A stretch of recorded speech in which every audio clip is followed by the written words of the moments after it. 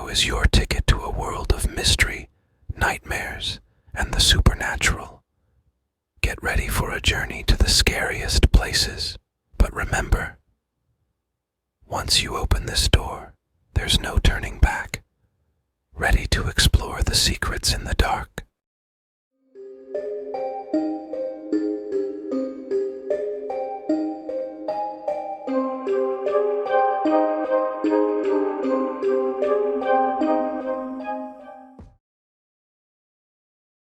In some villages in Turkey, they marry off girls as soon as they enter adolescence.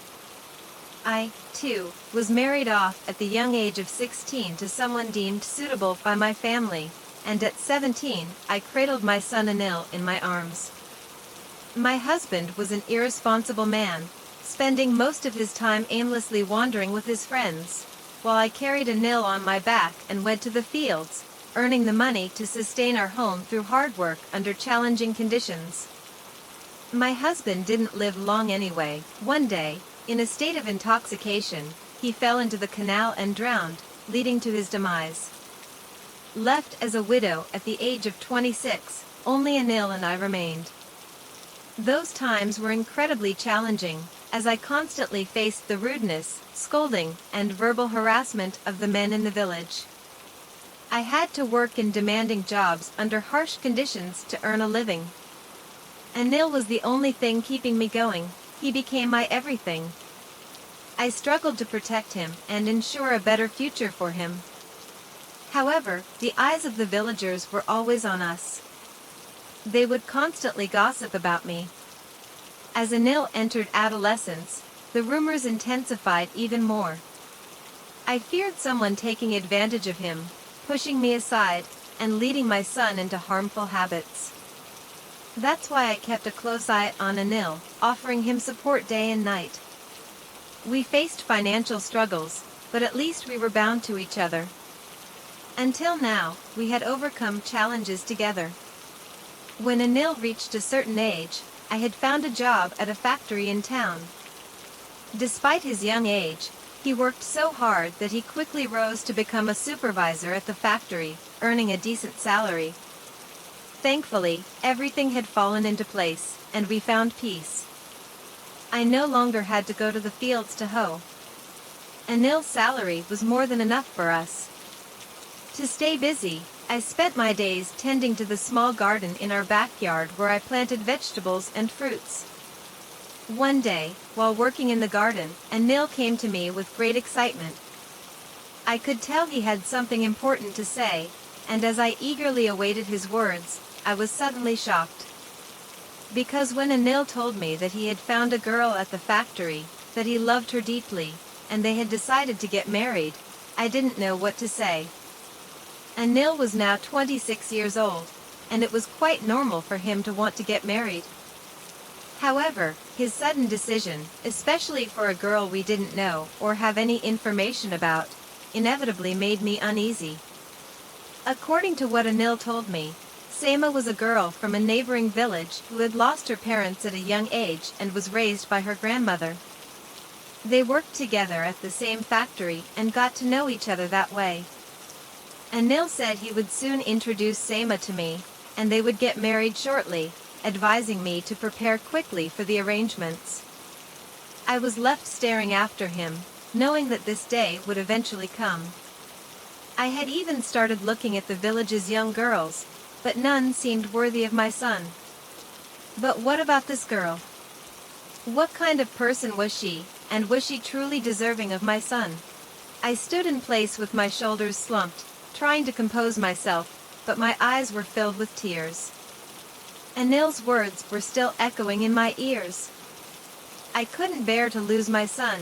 My heart was heavy. I found myself heading to the house of my friend Halide, whom I had known since childhood. Halide's mother had been a woman involved in amulets and sorcery for as long as I could remember.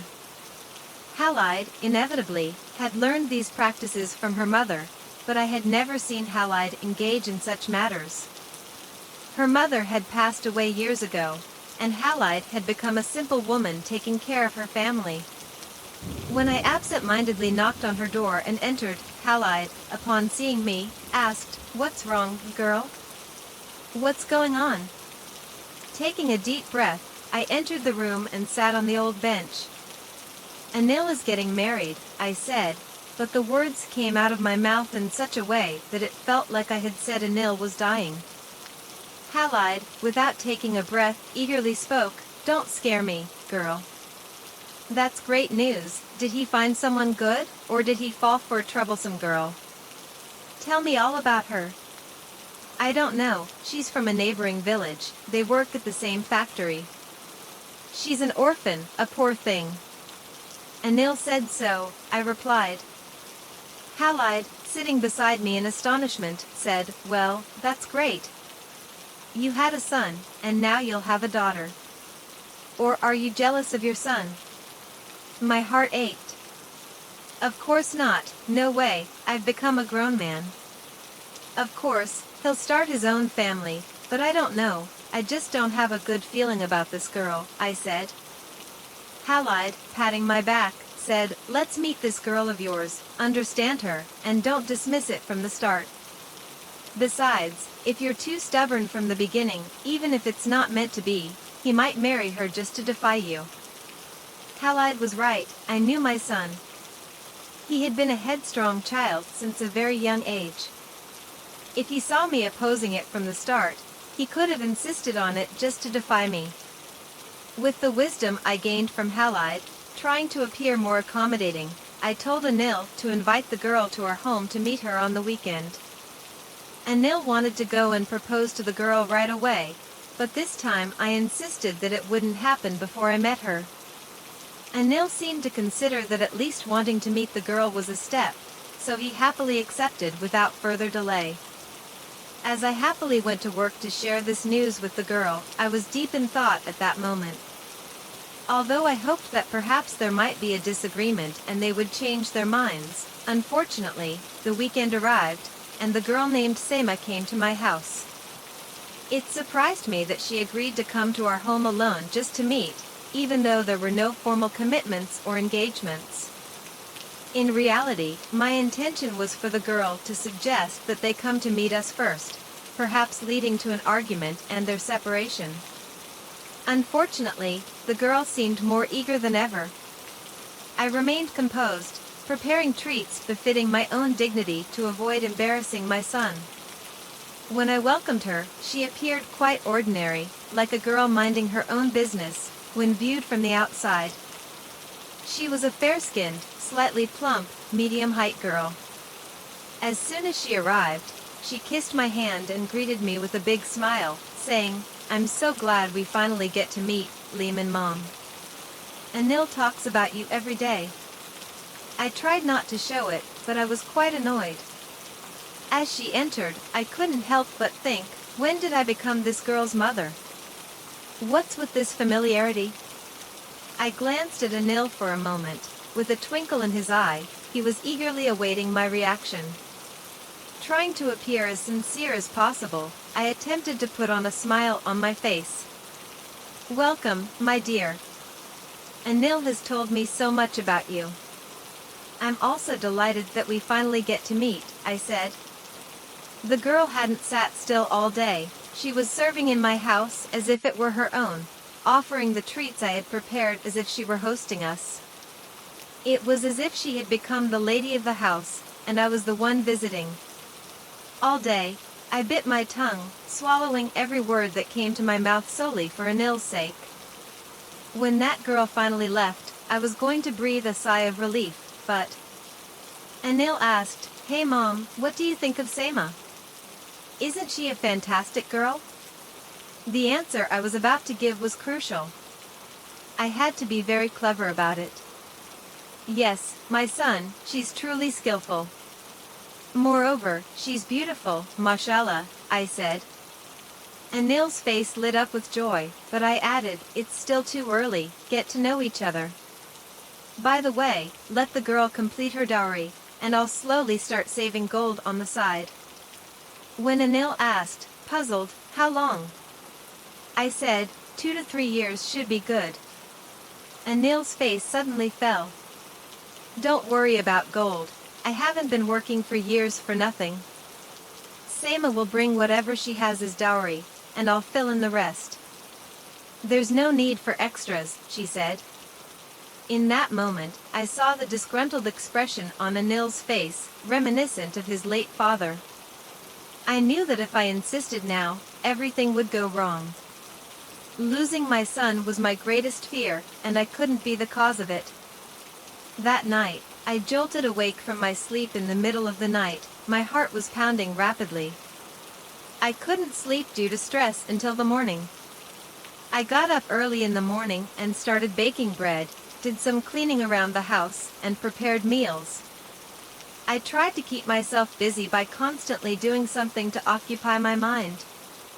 At the endless end of the day, Anil came home from work and told me that he had met Seima and would go to propose to her over the weekend.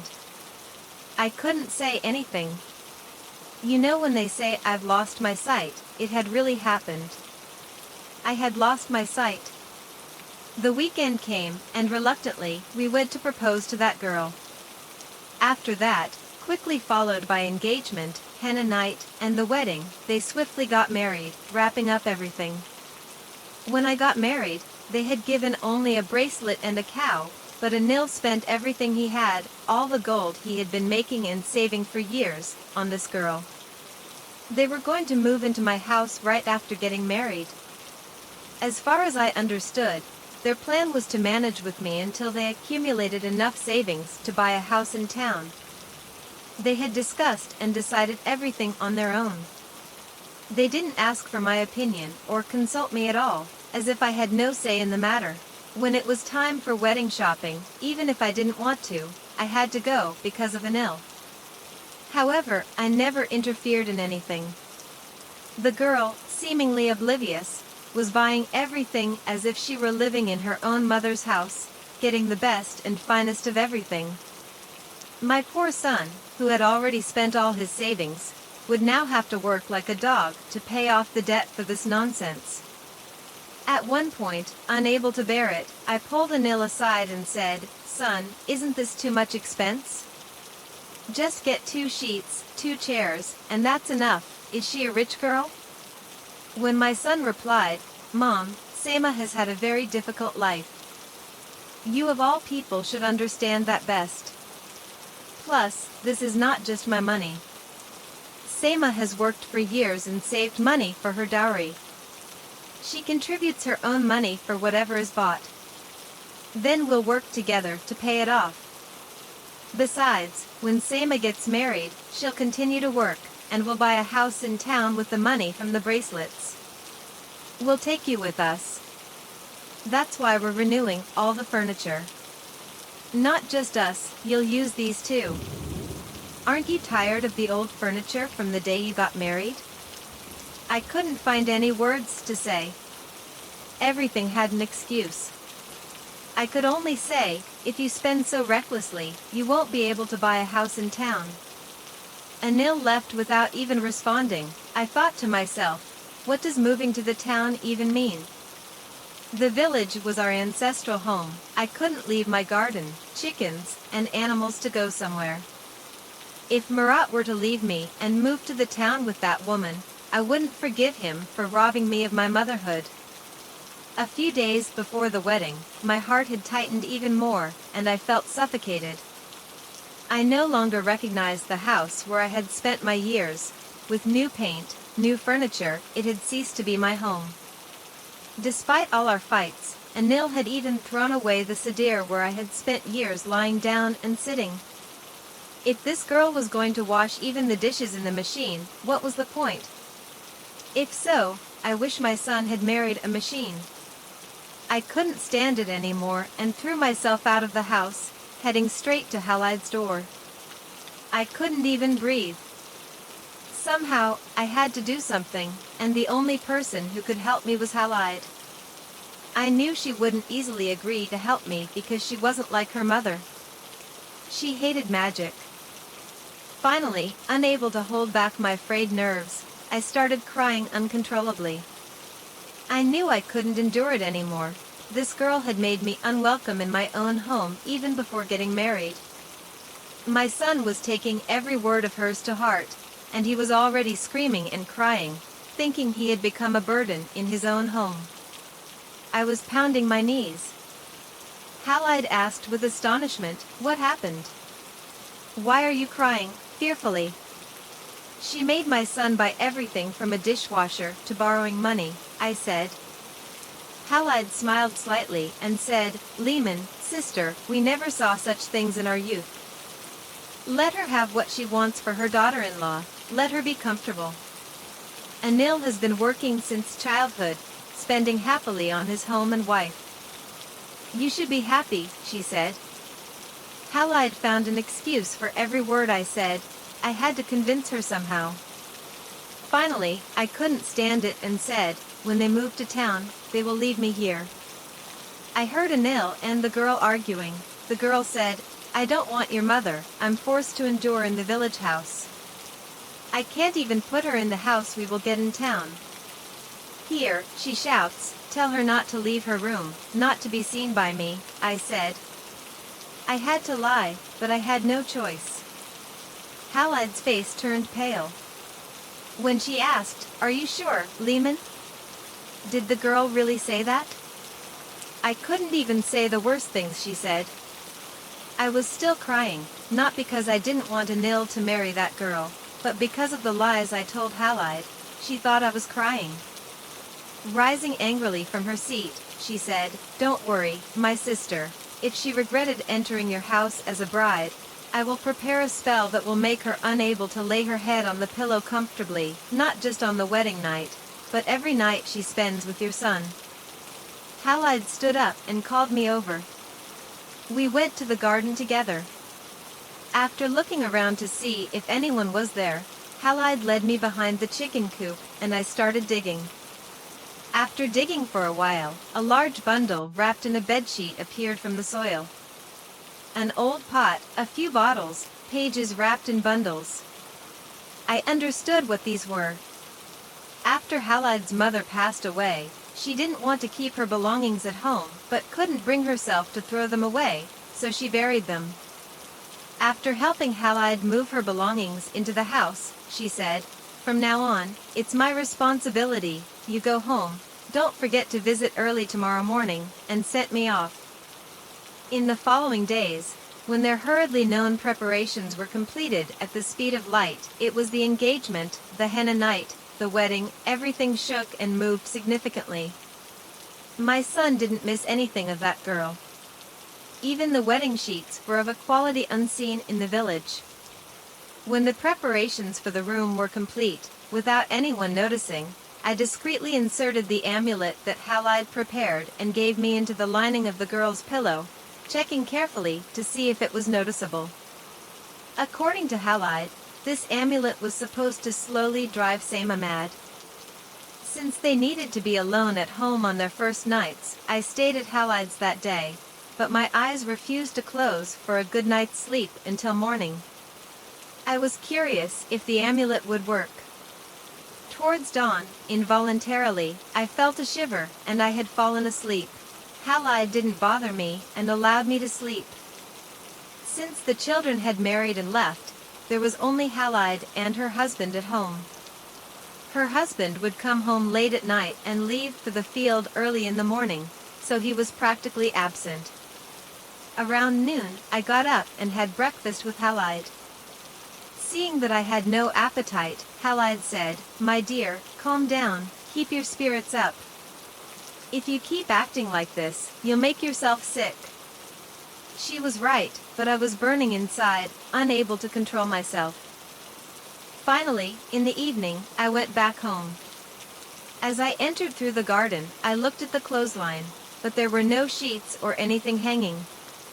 Involuntarily, a sense of satisfaction filled me, but just as I was about to feel triumphant, I encountered Seima, coming out of the door with freshly washed sheets in her hands, and my nerves were shattered.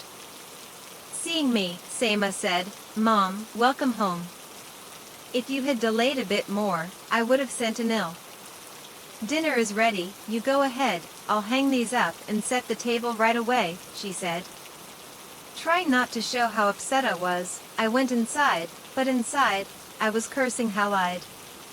What promises had she made to me? But Seema seemed perfectly healthy and happy, and she had somehow managed to wash her sheets. This indicated that everything had gone smoothly on their first nights. All my nerves were shattered.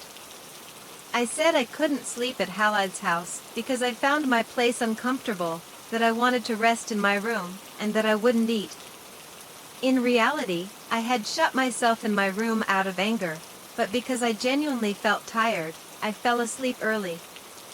Anil had started working in a short time, but Seema still had a few more days off. When Anil started working, I had made up my mind never to leave my room. On the day Anil began his job, I hadn't even come out for breakfast. No matter how much Anil insisted, I was determined not to leave my room. Alone with Seema in the house, I sat in my room, and when my door was knocked, Seema entered with a tray. On the tray left on my bed were scrambled eggs, freshly baked bread, and tea. When Seema sat in front of me, I reluctantly turned my head and looked out the window. Seema had now understood that I didn't want her. Even though I didn't look at her, she started talking. "Lehman, I know you don't want me. I don't know the reason, but there must be something.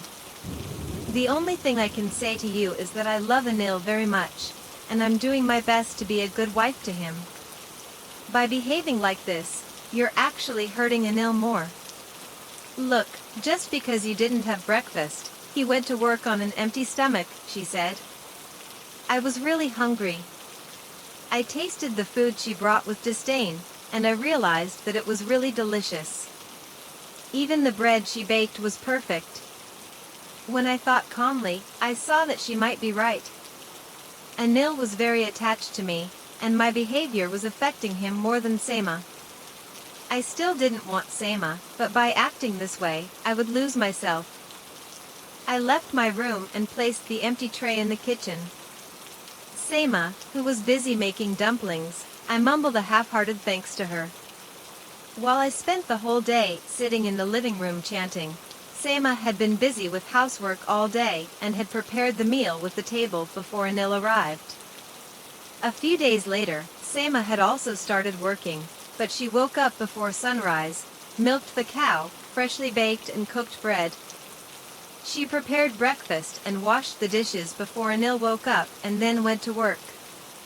As soon as she came home from work, she prepared dinner and the table, not going to bed until everything was tidied up. Until this age, I had both worked and managed the household. But the fact that a young woman was pushing herself so hard surprised me.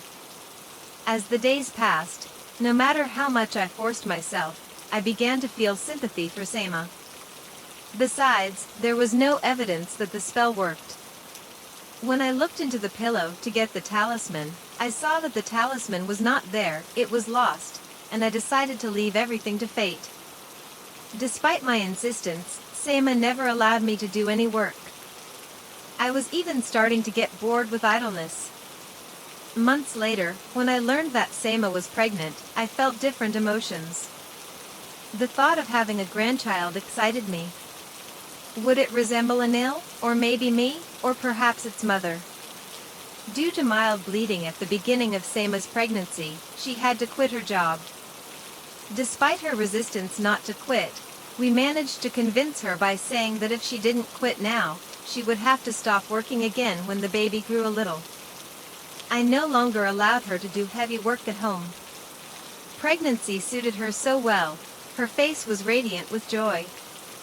Despite not allowing her to work, I helped her with household chores and tried to assist her in having a comfortable pregnancy as much as I could. I took her everywhere with me and introduced her to all my neighbors. She was grateful and never left my side for a second. According to what Seema told me, her mother died during childbirth, and her father, unable to cope with the loss, passed away at a young age too. She was raised by her grandmother and grandfather, and before getting married, she felt comfortable settling down with her widowed aunt, who had moved in with her grandmother. As far as I knew, her grandmother, grandfather, and aunt were very humble and down-to-earth people. Sema was in her 4th month of pregnancy. One night, while we were all asleep, I was startled awake by a piercing scream. In a dazed state, trying to understand what had happened, I left my room in fear and heard Anil and Sema shouting. Without bothering about manners, I rushed into their rooms and saw Sema thrashing in bed, screaming, while Anil was trying to wake her. I quickly ran to them, trying to wake Sema and calling out to her. She was so deeply caught in a nightmare that she was harming herself even in her sleep. After minutes of shaking, we finally managed to wake her. She opened her eyes drenched in sweat, struggling to regulate her breath and calm down for a long time. I didn't want to think of anything bad. Despite months passing by, there was no sign of any magic or curse. So, at that moment, I assumed it was just a regular nightmare and attributed it to pregnancy without dwelling on it. Unfortunately, that night was not the end. Almost every night, Sema would start thrashing and screaming almost immediately after falling asleep, unable to wake up for a long time. Without giving away anything to my son and Sema, I immediately went to Halide and informed her of the situation. But she told me not to worry, that if the magic hadn't worked for so many months, it wouldn't work any longer. She advised me to search for and find the talisman, and then burn it for my peace of mind. However, no matter how hard I searched, I couldn't find that talisman. One evening, I woke up from the sounds of rustling coming from the garden in the late hours of the night. When I opened my eyes and looked out the window, a passing shadow made me jump. Someone was wandering in the garden at midnight. I quietly got up and took my late husband's rifle, making sure not to wake anyone in the house, and went to the garden. We already had a few animals, and I had no intention of losing them to thieves. In the darkness of the garden, I listened carefully to the sounds and heard a slow, heavy noise. Our dairy cow was screaming in fear, kicking. I took the old gas lamp near the barn, lit it, and entered the barn with the rifle in my hand. I was shocked by what I saw. It was Sema, our sheep, which we had raised, was lying in front of her, covered in blood. Sema's hands, face, every part of her was smeared with the sheep's blood, and she was eagerly licking the blood on her hands. I screamed in horror, "Sema!" Hearing my scream, Sema suddenly turned her face towards me. In the light of the old gas lamp, her eyes were wide open, and her face resembled a lifeless body more than a human, staring at me fiercely. Unable to contain myself, I started screaming in fear as loudly as I could, shouting, "Help!" I was so terrified that my heart began to tighten. As I screamed, Sema, like an animal, also roared wild screams, grabbing the lifeless animal in front of her and slamming it on the ground. Anil, who heard our screams and rushed to us, was momentarily frozen at the sight, then quickly composed himself. First, he ushered me outside, then he took Sema into his arms, holding her close to himself to calm her down. We carried the fainting Sema to her bed. Anil and I were both trembling in fear, trying to find a logical explanation for what had happened. I was now sure that this was not normal. There must be a connection with that spell I tried to have done. When Sema woke up and saw herself, she started trembling and crying in fear. I helped her take a bath, tried to calm her down, dressed her in clean clothes, and laid her in her bed. Even if she didn't sleep, Anil lay beside her, watching his wife without blinking, trying to figure out if she was okay. Without notifying anyone, I quickly put on my jacket and rushed to Halide's door. Opening the door with a fearful expression, Halide, half asleep, asked, "What happened, Lehman? Did someone die?" Her husband, upon seeing me, had gone back to his room, leaving Halide and me alone. While Halide was still anxiously asking what had happened, I angrily explained everything to her step by step. I told her that I now loved my daughter-in-law, that she was carrying my grandchild, and that I would never allow anything to happen to her. Halide, trying to calm me down, thought in astonishment. It seemed she couldn't make sense of what had happened either. This situation is beyond me. My mother has a friend in a nearby village. She might be able to help. I can cook the meal and leave immediately, she said. I replied, forget about the food, we have plenty at home. I'm coming with you, we need to resolve this as soon as possible, for God's sake. Something will happen to the baby in her stomach, I said with fear. Halide and I immediately set off on the road. We were literally at the doorstep of the woman's house in the neighboring village. The elderly woman who opened the door was muttering in fear, asking who we were and what we wanted, saying we could have broken the door. Halide tried to calm the woman, saying, Aunt Rana, it's me, Halide, Fatma's daughter. Do you remember? Aunt Rana scanned Halide from head to toe and asked, I haven't seen you since your mother's funeral, my girl. What's going on, is something wrong? Halide looked at me and said, yes, we can say that. After Aunt Rana let us in, she sat cross-legged in the middle of the room and gestured for us to join her. As we sat next to Aunt Rana, we whispered and talked. I explained everything from start to finish. While I was talking, Aunt Rana, thinking deeply about what could be happening, absent-mindedly stroked her chin. When I finished speaking, she made no comments but simply said that she needed a part of the girl and one of her belongings. Thankfully, I came prepared and brought one of the belongings that Sema had used at home. Among her belongings was a piece of Sema's fallen hair. The woman got up, drew the curtains, filled a copper bowl with a liquid, and then came back to sit with us. She collected the hair from the belongings, threw it into the bowl, cut a piece from the belonging, and also threw it into the bowl before setting the bowl on fire. There was such smoke coming out of the bowl that not only my throat, but also my eyes were burning. While Halide and I coughed as if suffocating, the woman deeply inhaled the smoke as much as possible and murmured strange things while swaying. I was involuntarily uneasy, but Halide told me to calm down by holding my arm. Before we could say anything, while watching the woman in this state, she suddenly made a choking sound, turning her face towards the ceiling. Her eyes rolled back, and the eye sockets turned completely white. Unable to bear it any longer, I tried to scream in fear and run away. But the woman suddenly grabbed my wrist and, in a strange yet thick voice, said, You triggered the curse.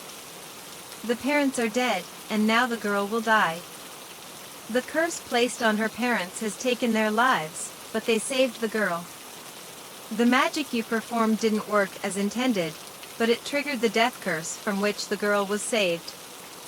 The girl will die. I was screaming in horror.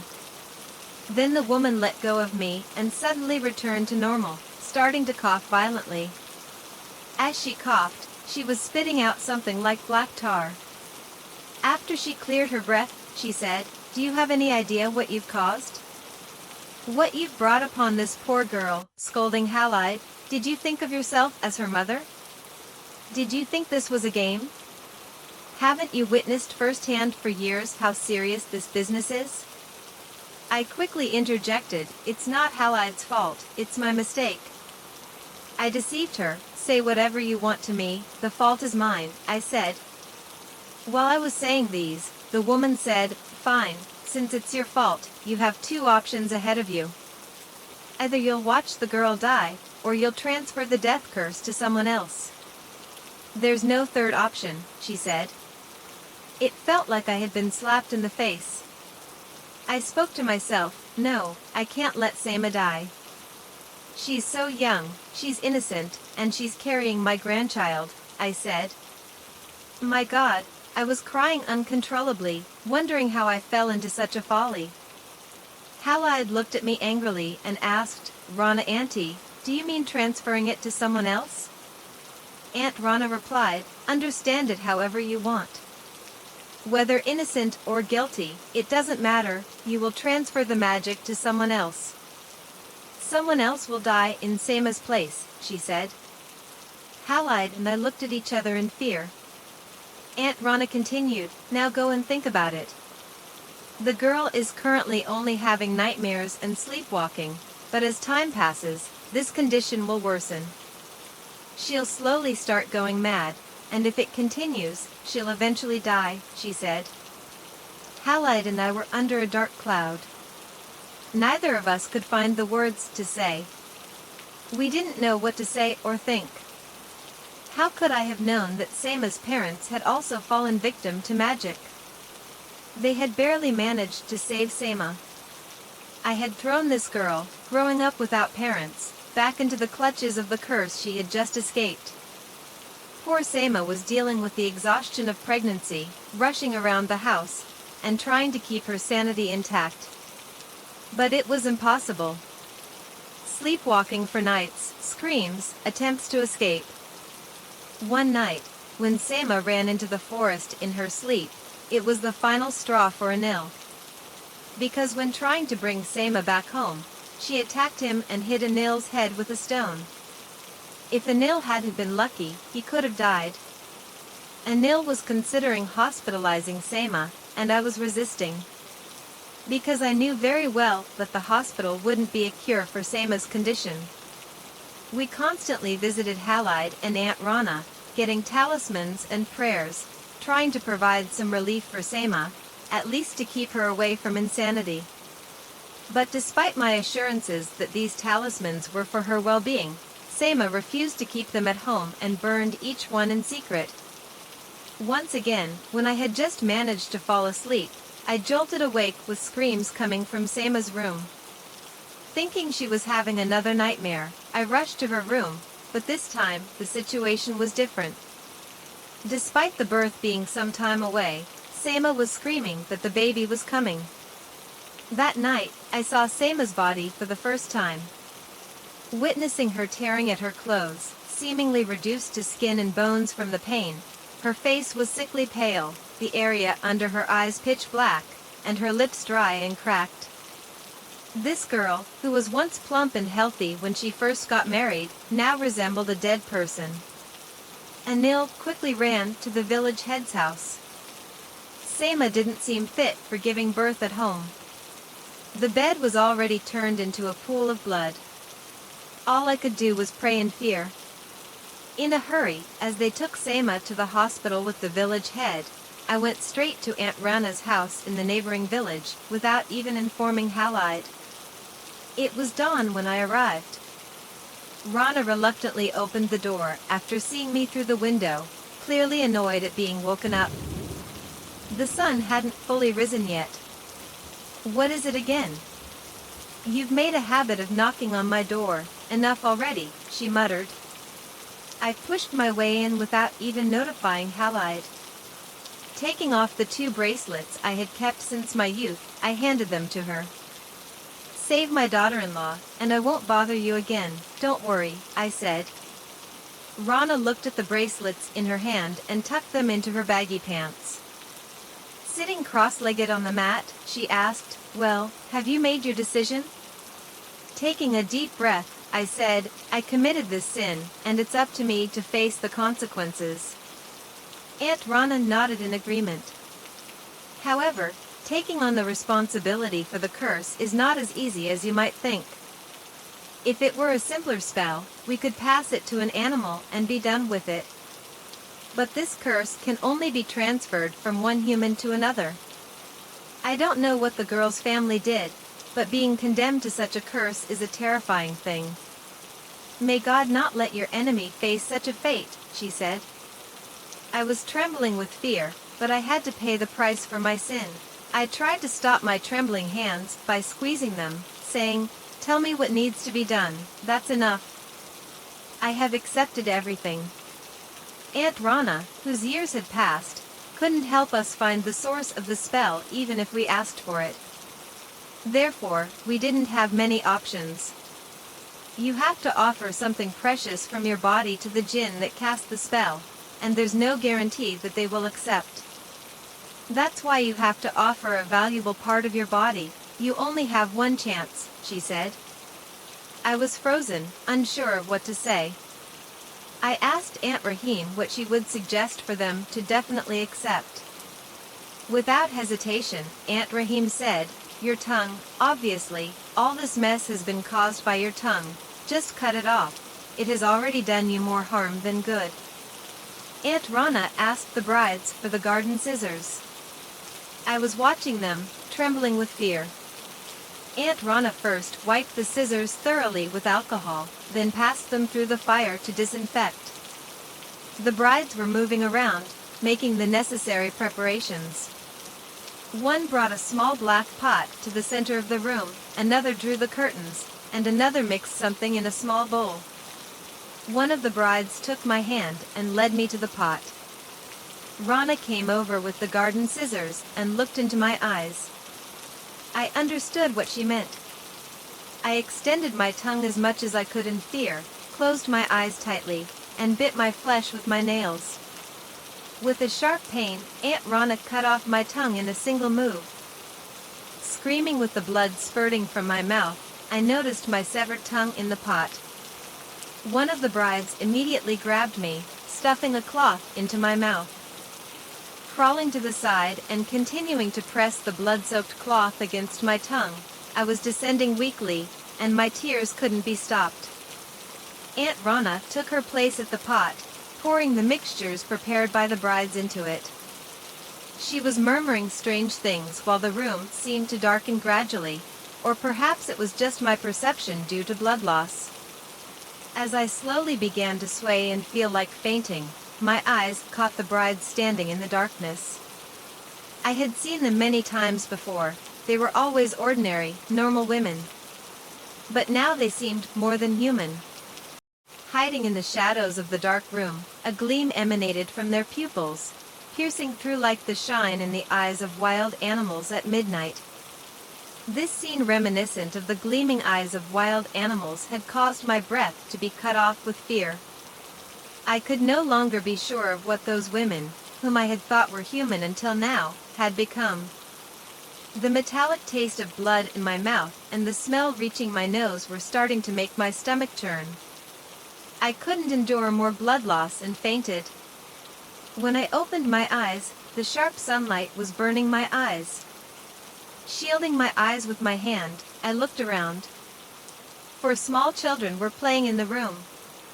As I tried to sit up and get out of bed, a woman held me back, forcing me to lie down again, and I groaned in fear. I tried to speak, but my throbbing tongue could no longer produce understandable sounds. When the woman, whom I thought was one of Rana's Jinn, held me and I started to struggle in fear, she said, "Don't be afraid, I'm not one of them. Calm down." Carefully looking at her face, I realized that she was indeed a normal human being.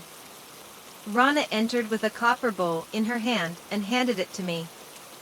"Take this, drink it, my child. It will relieve your pain and help you heal quickly. The Jinn involved in the pact accepted your offering," she said. She removed the talisman from her neck and hung it around mine. This talisman was passed down from my grandmother. It's very powerful. I don't need it. It won't save you from death, but it will prevent you from going insane and delay your death as much as possible. "I'm sorry, but there's nothing more I can do for you," she said. Nodding my head in a sad manner, I hugged her and said goodbye. I walked all that way, contemplating deeply, and returned to my village. Halide had seen me entering my house, but she just looked at me sadly and went into her own house. Because now she also knew that she couldn't help me. I drank a bit more of the medicine Rana aunt gave me, writhing in pain, and tried to sleep. The next day, Anil and Sema returned with their baby in their arms. As I took the baby into my arms, it felt like I was seeing my son's infancy. Anil and Sema, realizing that I couldn't speak and had no tongue, were horrified during their moments of happiness. No matter how much they insisted, I never went to the doctor. Despite Anil's insistence, I never gave him any clue about what happened to me. I simply kept my silence. After Anil and Sema accepted the situation, everything slowly started to fall into place. They had given my grandson the name of Sema's father, and they named him Alton. I could understand why Anil didn't give his own father's name. After all, we hadn't received any goodness from him. After some time from the birth, Sema had started working, and I was left alone with my grandson. My days were spent taking care of him, spending every minute with him, never taking my eyes off him. Sema, on the other hand, was extremely healthy and well. She attributed the terrifying days she went through to the stress of pregnancy. As for me, yes, thanks to the talisman given by Aunt Rana, I was not experiencing nightmares or horrifying events. But deep down, I knew that my time was slowly running out. Even though I wouldn't be able to see my grandson grow up, every day spent with him was precious to me, and it would be so until the day I died. As I said, it was my own sin, and I had to pay the price.